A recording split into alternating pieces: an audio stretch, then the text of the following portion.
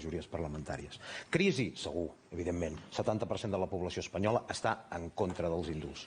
Evidentment, sempre ja hem sabut perfectament que hi ha un 70% d'aquesta població espanyola que contempla la possible independència de Catalunya com una qüestió de mutilació del seu propi cos. Per tant, és evident que això li passarà factura.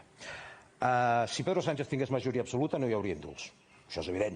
Necessita el recolzament d'Esquerra Republicana, dels nacionalistes bascos, dels canaris o dels gallecs, etc. Per tant, és evident que els indults, d'una manera o una altra, vindran.